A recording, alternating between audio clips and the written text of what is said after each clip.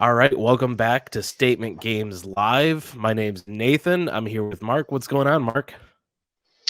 A lot, to say the least here. Yeah, So it's there's a lot of stuff going on, but we're recording this on a Friday. We're coming up on a holiday weekend. So for I guess people of Jewish faith last week, a happy Passover. For people of a different faith or anything like that, happy Easter. We're happy happy Easter kind of coming up like this weekend here. And hey, you know mhm. what? If you don't celebrate either, hope you're all doing well and everyone's kind of like staying safe and doing okay. Yeah, absolutely. Yeah. So we've been on break for a couple weeks. If anyone, if people have been paying attention, they've noticed. So we're gonna do this first Statement Games Live back a little differently. We're going interview style. I'm gonna just have a conversation with Mark. We're gonna get the information out about what's been going on and what people can kind of expect maybe out of Statement Games going forward. Some exciting stuff, but yeah, Mark. So it's been a few weeks. What's up with this pause? You know what? I mean, this is something that maybe you and I had talked about offline. I'll raise my hand. Maybe it could have been communicated a little bit better to the people who do watch the show and are very intertwined and engaged with us on social media. But I think this process kind of started right around the holiday times. We've been fortunate enough to participate in some really good opportunities. These opportunities are more along the lines of accelerator programs, and where you have some pretty well-known VCs as well as some pretty known global sports accelerator programs that took an interest in our technology, what we were doing from an organization, and they've actually invited us into their community in an effort to further introduce the Statement Games product system, game to other people who might want to take possession of it from an integration perspective. It's obviously something that's good for them in terms of innovating or further engaging the people that they're driving to their digital properties. And obviously, it's a good opportunity for us to kind of introduce our game to even more players and things like that. And as a result of that, it's really been literally since Christmas. It's been intense just in terms of preparing a lot of presentations, making pitches. It's been literally in the past 3 weeks here a process of where we're actually pitching and doing Shark Tank style presentations for almost like two or three different people per day. So we've gotten a lot of exposure. We've had a lot of great conversations with various different teams, leagues, soccer teams, European soccer teams, basketball teams like the Hawks and the Bucks and the Minnesota Vikings and the PGA and broadcasting companies that own sports teams like Rogers Mhm. Communications. It's literally just been a very intense process. And I just needed to take a step back here and say, hey, look, you know what, we're a small startup. There's only so much that we can actually get to. And I felt that I had an obligation to our shareholders as well as key stakeholders of Statement Games to really put our best foot forward as we went through this accelerator exploration process, and hopefully Mhm. some good things to play out of it. We'll see what happens. Yeah. So kind of diving into that a little bit more for those people that might not be, super into the business community and that, just could you go into a little more like what an accelerator program really is? What are you trying to get out of it? I mean, you mentioned that you're connecting with all of these great brands, um, but I helped you create a few Yeah, presentations, yeah. and there was a lot that went into this process other than just schmoozing and rubbing elbows with some guys. you know Mhm. what what are they looking for? What is the point, I guess? Where does it go from here? Yeah, sure. So, I mean, I'll just go ahead and start. So, over the past, I'd say 3.5 weeks, and of course, I mean, with the other things as well as with this Hmm. one, this is something that you helped us prepare and do a lot of stuff with. We came across a program called the Hype Global Sports Accelerator Program, and basically, when you're a small business like Statement Games, and you're trying to further cement your footprint within the sports industry, you actually either need a couple of different things. You need the strong revenue streams or big kind of like, investors kind of like, coming in and kind of like, backing you. Or from our perspective, we always thought that there was a good opportunity for other brands to take possession of the Statement Games platform in the form of a licensing deal or some type of white label program where it's just a fancy way of saying, hey, you know what? I'm going to give somebody the Statement Games infrastructure. I'm going to rip out all references to Statement Games and I'm going to reskin it and rebrand it with somebody else's look and kind of like, feel. Mhm. And the reason why we would actually go ahead and do that is to assist them in kind of like, hopefully solving a couple of, core challenges. I mean, we've talked about this on this show, and I don't think it's any, secret in taking a look at the business of sports on some of the core challenges that a lot of these teams, clubs, federations are currently facing. Challenges around fan engagement. How do we, interact and engage like with fans, given that, stadiums are only at 20% kind of capacity? How do we actually further educate casual sports game fans on sports gaming so that, when gambling does become available in various different states, or how do we actually do a better job at educating fans on sports gaming, even if we actually have legalized sports gambling in our state here? These are, how do we kind Mhm. of do some of these things? And then, of course, as you go through like this process here, how do we create new forms of revenue for? So these are just at a very high level some of the core challenges we feel that our business or the Statement Games platform could help others in solving. But it's hard for me to actually, knock on the door of the New York Yankees and say, hey, you know what, I'm Marc Saulino and I'm Statement Games. Take a look at my stuff here. It's like, listen, Mhm. go beat it and go ahead and scram.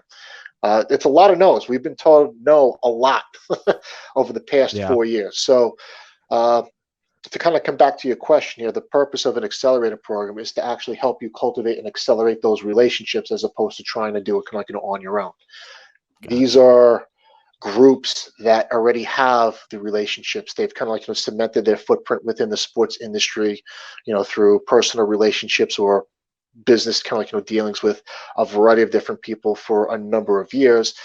They're taking approach of, hey, you know what, let me go ahead and take a look at your business, almost like vet you out, do all the due diligence. And basically, by me doing that and walking into a team or a club here, the teams and leagues will feel more comfortable with that type of approach because you've already done all the heavy lifting or the legwork. So in the perfect Gotcha. like, example with the hype like, program, it literally started with a process of about 1,500 companies like me knocking Mhm. on their door saying, hey, here I am, take a look at my business, we think we'd be a good fit for your program. And they basically start whittling it down. They start going through the due diligence processes, a lot of one-on-one interviews. They poke some holes in your product. They see what's working, what's not kind of working, and they drill it down. In the case of Hype, they drilled it down to 30 companies, and Statement Games over the past 3 weeks was one of those organizations. Nice, nice. So it's like it's a referral essentially. So it's one company that like if I was, was trying to increase my business, and I knew you, Mark, had like a stake with other people that I wanted to know. It would be like me coming to you, and then you making sure that I'm worthy of your referral before Correct. sending me It's off like to your it's friends. it's a fancy way. It's an exclusive club Yeah, that a lot of kind of like small little guys try and get membership kind of like into, and of course it can be a difference maker for your business if you're able to break into this exclusive club. sure. So speaking of those clubs, there's been two that we've referenced so far Hmm. on Statement Games in the past couple months. One of them being Stadia Ventures, and then now Hmm. Hype. So kind of what is the difference between the two, and what has been the difference in results? Yeah. So again, going kind of back to Thanksgiving time here, we were really knocking on the doors of Stadia Ventures. So again, it's just an exclusive kind of like club. We started that process kind of late October, early kind of like November. Same process, about 1,500 applicants. They actually dwindled everything kind of like down to a top 10 list. Hmm. Statement Games had made the top 10 list. We did a whole bunch of dog and pony shows and things like that. Make a long story short, Stadia was only looking to take 5 companies into their spring cohort to run through like their gamut, and basically you're presenting in front of a board of directors, and Mhm. they have various different teams, clubs, people within the sports industry that are monitoring and taking a look at your business. So, well, like a long story short, we didn't crack their top five. So the biggest difference between Stadia and Hype is we found out probably, what was it, the first or second week of February, that we didn't actually advance into the spring Stadia program. Mhm. But kind of like around that time, as a backup, potentially not getting into Stadia, we were cultivating and looking at the Hype kind of program. So the biggest difference between Stadia and Hype was that in order to gain admittance into the Hype program, the final decision actually isn't made by Hype. Okay. The biggest difference is that Hype works with a variety of different teams, clubs, things like that. Teams like the Atlanta Hawks, the Milwaukee Bucks, the Philadelphia Phillies, the Vegas Golden Knights, the St. Louis Blues, Sinclair Broadcasting Systems here, which obviously just took over the Fox regional sports channels, which Mhm. was now recently rebranded as kind of like Ballys. A lot of European kind of soccer teams. So you go and you have one-on-one sessions with these organizations. You pitch to them. There's kind of like a pitch day, and basically, if one of these teams and clubs select you as being worthy in the program, you're in the program. Mhm. So unlike Stadia, as of this past Wednesday, we actually made it. We made kind of like the final cut. We were actually selected by a broadcasting company over in Europe that does a lot of European soccer as well as Olympic sports, and we were also selected by the PGA. So Nice. a couple of teams like that. We'll actually find out if we get selected by more teams and clubs at some point next week. It's probably going to be a topic for discussion on the next show. But by these teams being selected or selecting us here, I now have an opportunity to work directly with them over the course of the next, I'd say, 12 to 15 weeks, and where Mhm. we're going to be uncovering how do they take possession of the StatementGames product? How is it actually going to be white labeled or reskinned underneath a brand or an environment that they kind of control here, which could be a game-changing proposition for StatementGames Inc. Sure. We've always felt that we've had a strong value proposition within an emerging marketplace, and teams like or leagues like the PGA and broadcasting companies. Obviously, they have a ton of eyeballs, so we kind of feel that it's a nice synergy and a nice kind of joint venture partnership to be worthy exploring. But simple answer Mhm. is, we talked about Stadia Ventures. We didn't actually make the final cut. It looks like we're progressing nicely with Yeah. with Hype, but as you can imagine here, this has literally been a November, December, January, February, a 5 month process. It's Sure. been Sure. extremely stressful. it's been it's been hard. It's worth it, but I don't want to come across as if I'm exhausted on the show here, but I'm exhausted. Yeah. Yeah. So I guess the next question is: so there's an obvious difference between the results from Stadia and the results from Hype. Uh, what do you think was the difference there? Was there a difference in messaging from your perspective? Was it easier to get into Hype? Kind of go into that a little bit of like, what you think kind of helped you break through that ceiling with Hype in comparison to, kind of getting, I guess, let down at Stadia. Yeah, great question. I always hate it when people say that too. It's like, well, that's why I asked the question. I mean, well, why are you telling me kind of like a great question? But Yeah. anyway, that's my personal thing. And this is something that you and I have talked about kind of offline. And literally, I mean, even when we start kind of statement games, we always had like these business models of concept in line. And I always kind of feel as a business owner, if you're not being told no at least once on a daily basis, you're basically not doing your job. So Mhm. I've encountered a lot of no's over the past three and a half, 4 years. And every single no that you actually get, you try and learn and take something away from here. And I actually remember having like the same conversation with you a couple of weeks back, and where what was it? What did Stadia kind of tell you as to why you didn't kind of get in? And we Mhm. looked at the reasons as to why they kind of gave us. and not that it's my fault or my partner's fault or anybody's that actually been kind of helping Statement Games here.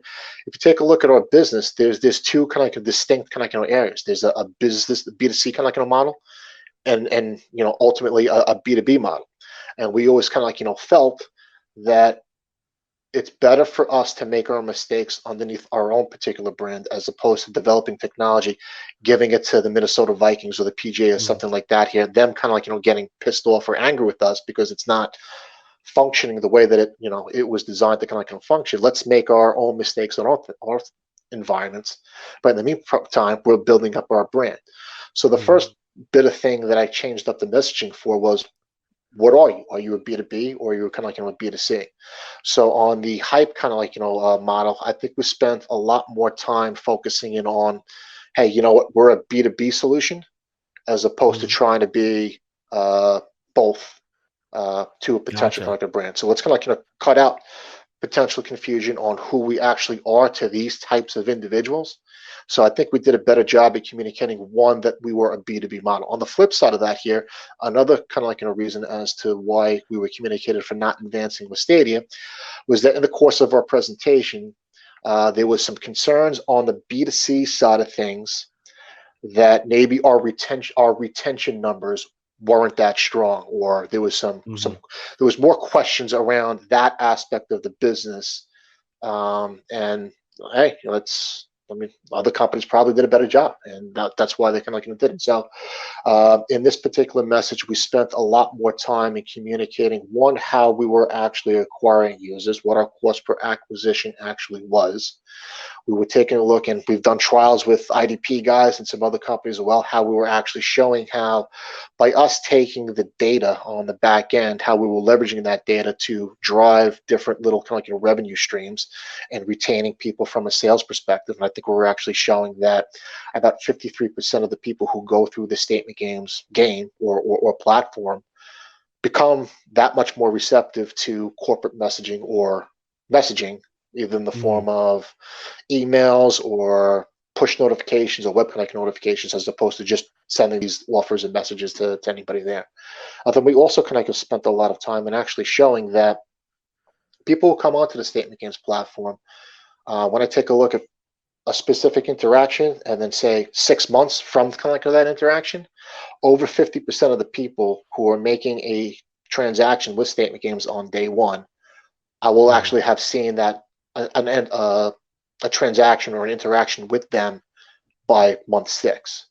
I'm actually kind of showing that even if I take a look at a transaction from day one, a year or 2 years out from that initial transaction date, about 35% of the time, I'm actually seeing those users even kind of a year out. So I'm actually now starting to build kind of a stronger case that I have basically, lifetime value numbers on specific end users that are not just, 1, 7, and 30 days out, but months at a particular time, if not kind of years at the time. So I think we spent a lot more time on drilling in on those messages and how that same type of environment can be replicated for some of the partners that we're positioning, all in an effort to address challenges around fan engagement. Gotcha. So you kind of turned that initial no into a refining. It was a lot of no's, but it was a lot of no's actually getting into that no. And where you get that tidbit of information from Stadia, where something kind of resonates. And then even kind of taking it a step further here, around like the same time of getting told no by Stadia, I actually was told no from a VC firm called Play Ventures. And basically they kind of threw like these retention numbers kind of at us, and they gave us a very strong piece of data, even though that they told us no. They gave us a very strong piece of data. They said, hey, show me kind of your retention numbers from day 1, day 7, day 17, and day 30. And basically, when you're looking at, advertising models and lifetime value models here, in order for us to be interested in a free-to-play kind of game or model, by day 30, you need to kind of be showing that you have retention rates that are greater than 8%. Well, I'm showing retention rates by the end of kind of by month 6 at over 50%. So I'm really, but I would have never have known how to position kind of that question without some like those initial no. So even though I was told no by Play Ventures, I picked up a valuable piece of information on certain things that these guys are actually looking for, which I've then kind of like incorporated into pitches with hype and other people kind of like moving forward, if that makes Yeah. sense. That's a really good like just a business tidbit there of like taking those no's in stride and trying to learn from them and evaluating your messaging, because it seems like over the course of a few of these accelerators that you've maybe not advanced all the way through, you've been able to take their feedback and then now turn that into you got in with hype. So with that, like you've landed the PGA, VRT. These sounds like these they sound like it's a big milestone for SG and Statement Games. What's the expectations out of this? Well, I guess kind of like, my expectation, I can't really get into the VRT stuff without breaking confidentiality kind of like agreements and things Sure. like that here, but I will kind of allude to, ultimately it means, I guess kind of like the ability for us to start powering some European soccer games as well as maybe some Olympic sports. So kind of like at a high level, I'll kind of like touch that, which can open up other doors, Okay. which So we're talking about what, Confederations Cup this year, World Cup next year. I mean, look, Champions League games. I mean, That's that might be it. this broadcaster, their headquarters in Belgium. So Okay. you're gonna have to forgive me. I'm not sure what the Belgium soccer league is called, Mm, but some of these top teams here do get admitted into the Champions kind of like league, which obviously all the top leagues in Europe, their top 3 or 4 teams play one another in what's called like the Champions League, which yeah. is obviously kind of like pretty big. To be honest with you, we'll kind of like have to see. I think kind of like doing some type of pilot program around the upcoming Summer Olympics might be ambitious, but it's not outside the realm of possibility. Hmm. Yeah. Um, be pretty interesting to see There's what type of actually games are. what, 2 years of Olympics, right? Because of COVID, it pushed 2020 into 2021, and then we're gonna have 2022 Olympics. So Yeah, maybe the you winter might have stuff. an That's opportunity that's a to. possibility, which obviously is kind of fit like within Belgium. But from a PGA, I mean, they really liked the whole concept of how golf picks were actually being made and being ranked and ordered of 1 through kind of 10. Mhm. So I'm not exactly sure what the expectation is, but I know for a fact that they're going to want to incorporate the Statement Games technology into an asset that they control. Does that Okay. mean an integration into PGAtour.com? I'm not exactly sure, but I also know that the PGA is very well intertwined with uh, the NBC Sports Predictor app. So maybe it's an Okay. integration into something like that, which is a little bit of a differentiating or an extension of what those products could potentially be. So we'll see. We'll have to kind of see what happens. Again, we just found out that we were selected by some of these companies. I mean, we're recording this on a Friday, which is April the 2nd. All this stuff literally just took place on the 31st of March. Sure. Yeah. No, I mean, that's exciting that, I mean, at the very minimum, end users are going to have a possible opportunity at just more games, more opportunities to play. And then, you got Statement Games looking at, Or different platforms to play on. yeah, that too, and increasing the, competition, all of those things. It just sounds like overall Statement Games getting better. Um, and kind of boosted by all of this. Uh, so are there any additional new partnerships taking place out of this or anything else that's happened in the last, what, 5 months? I mean, while we can kind of be doing this here, I just got to give a little bit of a thank you to some of the guys. I know we had Isaac from FL Teams, who's probably on our last published making picks kind of show Mhm. talking about the baseball season. We also have peachbasket.net out in California, as well as guys like you and some of the guys up in, actually they're spread out all, I can't even say that they're in Canada. They're spread everywhere between Sure. Massachusetts and Ontario, the Tarps Off kind of sports guys. I mean, all these guys have been kind of like assisting us in creating content to make sure that we're publishing things. Our social media accounts are active while we kind of go through this process. I will hopefully be announcing a partnership with a Philadelphia-based media company. Pretty excited about that. Nice. They cover. I mean, look, they're another guy like us. It's not like it's NBC Sports Philadelphia or anything like that. Mhm. But it's another kind of like little network like us that does a great job in putting out Eagles, Flyers, 76ers, Phillies sports related content. They also touch kind of like around golf here, so they're going to be helping us out in How do terms you feel of. about that, considering your feelings on Philadelphia-based sports teams? I'll take what I can get at this particular point from a business perspective. Doesn't necessarily mean that I like their teams.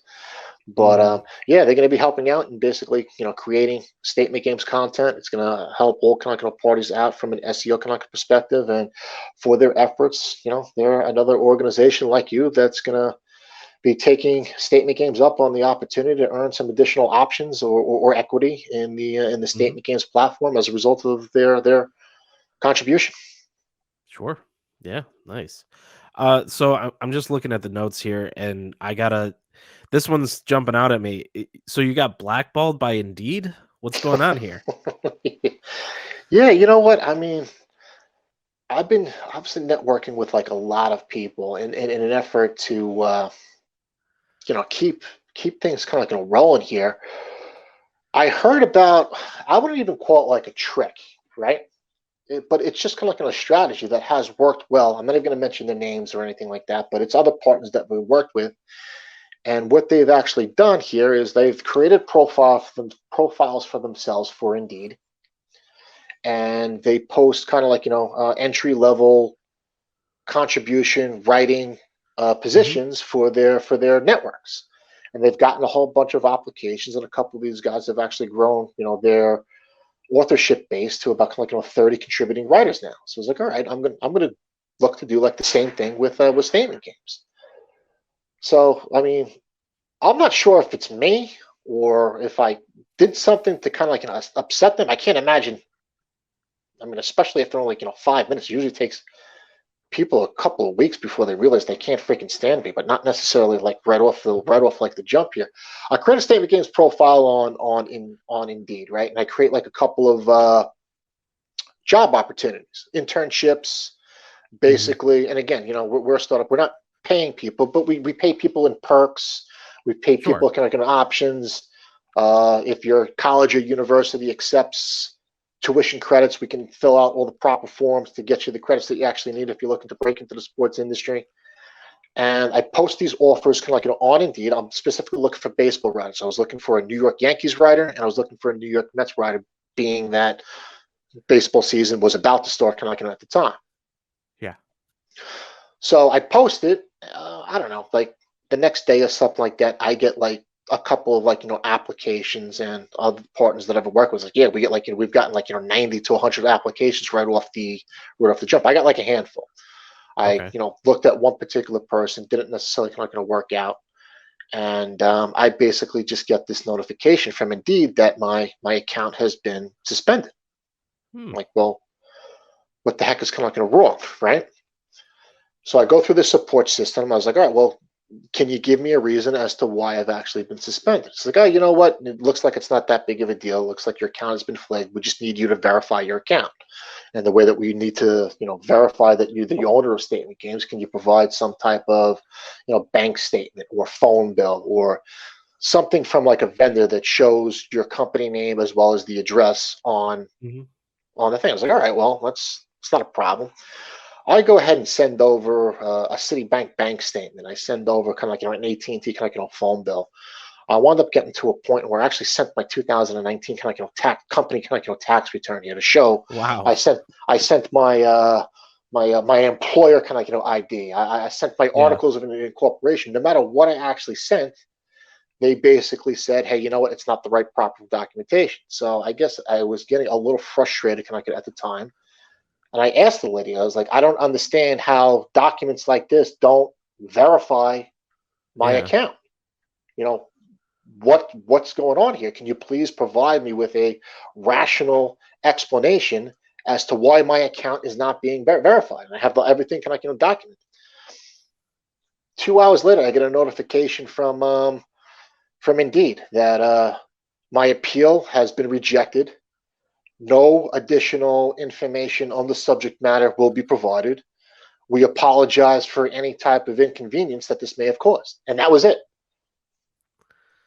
Wow. Pretty harsh kind So of like stuff here. I've always heard about being blackballed or canceled, and I wouldn't kind of like say that this was the case here, but it kind of feels that way. So I don't know. I'll throw. Have you ever worked with these kind of like guys? Have you ever heard of kind of like similar experiences? I took this back to the partners that I'm working with, and they're laughing their tails off here. They're getting yeah, applications and they're hiring like writers and things like that. So again, this is a different form of no, but nonetheless, it's another example of being told no. So hey, you know what? If there's any representation of Indeed that's listening to this freaking show or something like that here, F you, or double barreled middle finger to both of you. I mean, I've never had a worse experience in my entire life than I actually had with Indeed. Um, I think maybe like 20 years ago, I tried selling something like on eBay, and I had like a similar really? ordeal. But in that type of Huh. environment, it was Interesting. it was very similar to that type of experience. And whatever, just not. Yeah, I don't know. That seems special. Like I I don't know if about the I gave them my situation. I tax really know, returns. but Like, like, what do you want yeah, from me, guy? I'm real. I I'm a real that's company. yeah, that's I'm a real person. that's giving a little more than I would have. I wouldn't have given them that if they couldn't handle it with the just a basic. I wouldn't give I them gave my articles of ink incorporation. statement. Yeah, yeah, that's just weird. I don't know, man. That's something special there. You had what was that? LinkedIn a couple months ago. Your problem with that, and now Indeed. Yeah, looking for Interesting. an intern on a Yankees group on LinkedIn. Yep. Getting The blasted guy all threw over a the place. fit. Well, so let's move on. That was just interesting tidbit you included here, but let's talk a little bit of gaming news. I mean, we do generally hit on some stuff here, so let's back it up and just talk.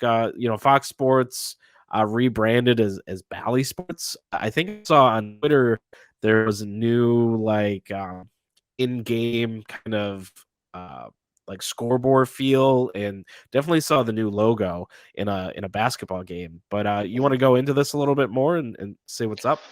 I mean, I think it's just kind of like an interesting little tidbit to point out from a gaming news perspective here. Of course, hey, look, Fox Sports has been a brand name within the sports establishment kind of for years. So Wow. I'll have to kind of go back and do a double check here. I think what there's like 25, 26 regional Fox Sports outlets, Yeah. and basically all of them It's have been actually been. around since I was like a toddler. I Yeah, think was I know when there's. Fox Sports came out. It's funny because Sinclair, who owns or who initially bought out Fox Sports, was one of the companies that I was pitching to as part of the Hype program. Mhm. I still got my fingers crossed that there's an opportunity to do something with them down the line, when considering these freaking turkeys looked at us not only in the Hype program, but they were also mentors in the Stadia Ventures program as well. So I guess nonetheless here, that brand is becoming more and more familiar with Statement Games, which I guess if there's a silver lining, is not necessarily a bad thing, although they haven't selected us Sure. as of yet. Um, Officially, I think there's some Mhm. back channeling going on. Well, I don't know. I could potentially announce something, down the line. But Sure. Sure. uh, they took over the Fox Sports. Obviously, they have a good, and we talked about this on previous shows as well. They have a great relationship with Bally's, the sports gaming provider. Of course, Bally's recently bought out Monkey Knife Fight, and the Fox Sports, through the partnership that they have with Sinclair, have rebranded Fox Sports as Bally Sports. So I think it's just kind of like another example of showing how gaming providers are teaming up with media companies, all in an Yeah. effort to start educating casual sports fans who are watching, sports, on some of the Mhm. gamification aspects that could be taking place in your local market through sporting events. Yeah. So we've been talking about Bally's for a while, and I don't know if it's just me, but for some reason my head goes to like Bally's Fitness. That's all I can think Yeah. of is like, why is this fitness company that like went bankrupt like 5-10 years ago now on my TV in Fox Sports?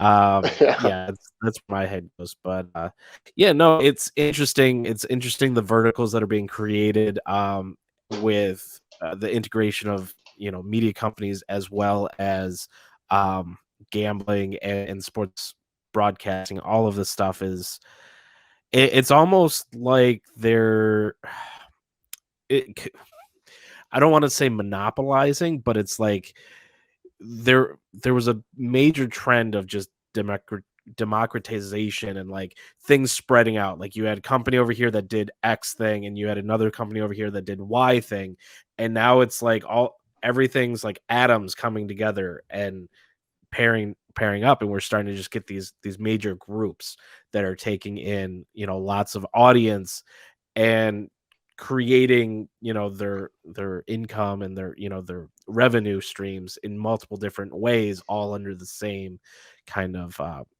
conglomerate almost. So it's interesting to watch and see. And this stuff, monkey knife fight is something that's in like my circle of of business, as far as like other groups are utilizing them for advertising opportunities. So like they touch these large conglomerates are touching all the way down to small business and even down to like amateur business. um it's very interesting stuff. But with that, let's move on to talking about our next show, which is the Making Picks, which we're going to record after this. And we actually have something pretty awesome to announce about it. Mark, do you want to break the news? Yeah, sure. You want to just kind of like go. I think I'm sharing my screen. I'll just go. If you can just kind of like pull that up here. I guess yeah. Actually, I forgot to kind of mention this in the form of the I guess little partnership segment that we did. So an additional partnership that we've been able to create, and I will drop this link in the show notes as well. From a Mhm. BDC perspective here, given that we're still technically in March Madness, you have the Final Four coming up this weekend. I believe the finals game is taking place on either Monday or Tuesday. Two Final Four games, or champion. Yeah, I guess two of the Final Four games are Yeah. taking place on Saturday. But we've been able to partner with and start working with one of the more prestigious names in NCAA men's basketball tournament history. We've created a partnership with Kris Jenkins. So Kris obviously was number two with Villanova, hit that infamous game-winning shot in the 2016 championship game against North Carolina. So yeah, unfortunately, we took a little bit of a break from making picks, as well as kind of like Statement Games Live. We'll go ahead and drop the newly released version of Making Picks in the show notes as well. But that show kind of like was back this week, and for the first show back in what has it was it 2 weeks or 3 weeks? I even lose track of time. And It's about two yeah, and kind of like half weeks here, but we actually have sure. Kris on. So Yep. Kris kind of like gives us some insights on you know what he thinks is going to be taking place leading into the games on Saturday. A couple of his experiences that he was able to share as an athlete at Villanova. I actually didn't realize how bad he was hurt, and Mm. why, and that being kind of like the primary driving reasons as to why he hasn't been on the court in the past kind of like couple of years. So it's just interesting to kind of hear his story. And Hmm. great guy, has been a great supporter of Statement Games, has been helping build the brand around kind of March Madness for the past couple of weeks. Looking forward to doing some more stuff with him in the future, and yeah, Nice. should be Yeah. fun hearing him Yeah. on No. Statement on making picks. Yeah, we recorded that one, uh, ahead of time because he had certain, Yeah, time constraints. So, but really great guy. Enjoyed his perspectives. Some of the stuff that he's doing to better himself while we're all in lockdown with the COVID, because of COVID, and it was just a great overall conversation. Um, so we'll be releasing that shortly. We'll be recording the Making Picks part of that after this show. But so before we, finish up here, do you have any special promotions coming up into the Easter weekend with Final Four? Anything else to kind of announce? We'll see. I think that's going to be my incentive to get you turkeys following us on social media and things like that. At Statement Games, we'll drop the links in the show notes as well.